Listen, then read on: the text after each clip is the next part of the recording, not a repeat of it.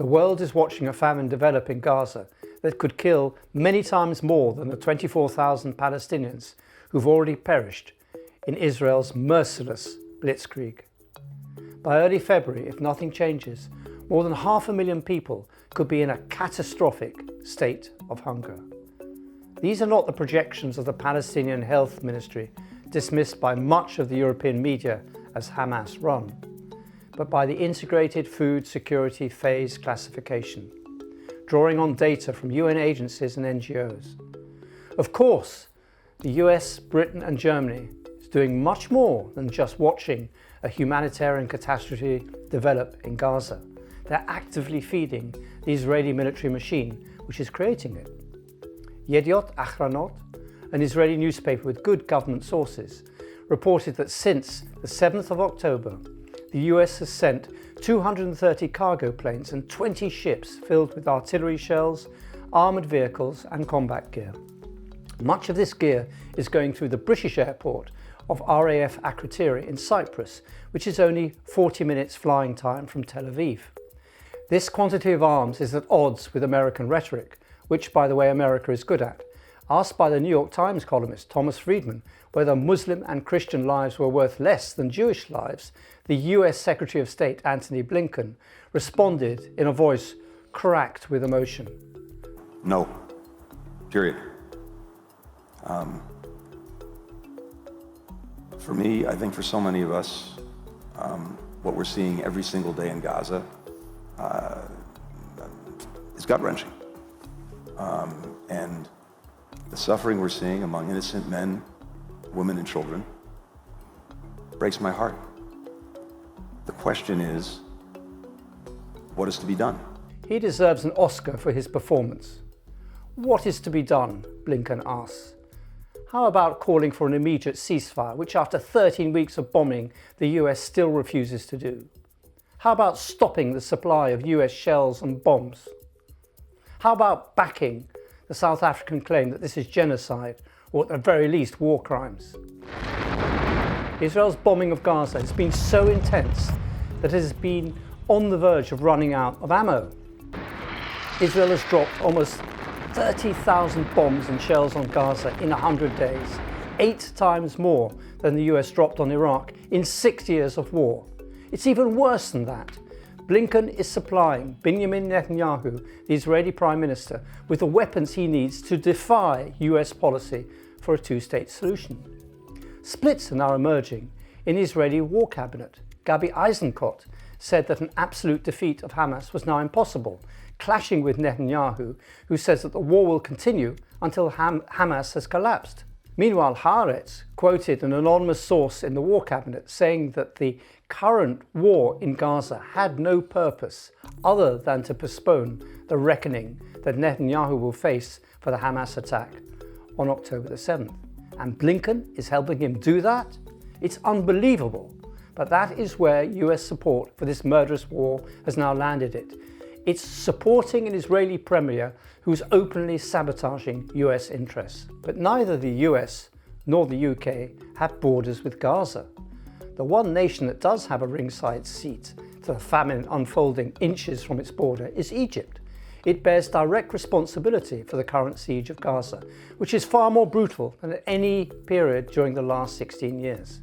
Egyptian journalists staging an impromptu demonstration outside the headquarters of the Journalists Syndicate in Cairo were correct when they said Egypt is a partner in this siege. The Zionists are in control of us.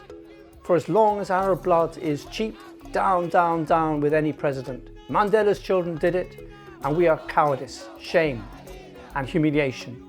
We want the crossing open, the journalists chanted. The same message is now being delivered by children, taunting Egyptian troops on the border fence. They say that Egypt is the mother of the world. Have you ever seen a mother leaving her children alone? They are all gone. God is enough for us, one said. One side of the fence, there are more than 60,000 Palestinians in urgent need of medical treatment. Some are dying in ambulances waiting for permission to cross the border. On the other side, there's a silent queue of ambulances and aid trucks. Egyptian officials think nothing of giving contradictory figures about the numbers of Palestinians that are actually going through Rafah. The Egyptian Ministry of Health claimed last month to be treating 20,000 Palestinians, while the State Information Service this month said that the true number was 1,210. Israel has no qualms about throwing Egypt under a bus over the situation at Rafah. Its defence team at The Hague, where Israel is accused of genocide by South Africa, accused Cairo of being responsible for preventing the entry of humanitarian aid into Gaza. This sparked a furious response from Egypt, who said that Rafah was under Israeli control. The truth is that for decades now, nothing, overground at least, goes through Rafah without Israeli say-so. The history of Rafah and Egypt's relationship with Gaza is complex. Previous dictators like Hosni Mubarak enforced the siege overland, but released the pressure on Gaza underground by allowing the flow of goods through the tunnels. Abdel Fattah el-Sisi brought the darkest times for Gaza. Sisi has done everything in his power to harden the siege by flooding the tunnels, by forcibly displacing the Egyptian population of Rafah to create a buffer zone at the border. Under Sisi, Egypt has lost much of its geopolitical weight. It's a country that's no longer relevant to its troubled neighbours like Sudan, Gaza or Libya.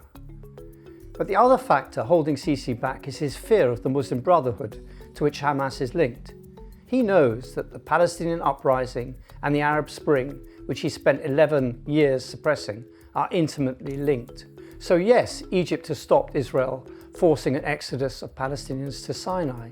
And yes, Egypt has been trying to mediate a ceasefire. But if Sisi were true to his word about not allowing Israel to ethnically cleanse Gaza, he is duty-bound to help Palestinians survive on their shattered lands. Egypt has to secure Gaza's basic needs for water, food and medicine, either through the crossing or by sea. Egypt could invite other countries from the Organization of Islamic Cooperation to join in an airdrop of the sort the Allies did to break the Berlin blockade in 1948. Such an airlift would challenge the hypocrisy of the West and the crocodile tears it sheds for the famine in Gaza. I doubt this will happen, because military dictators care only about one thing: their own survival.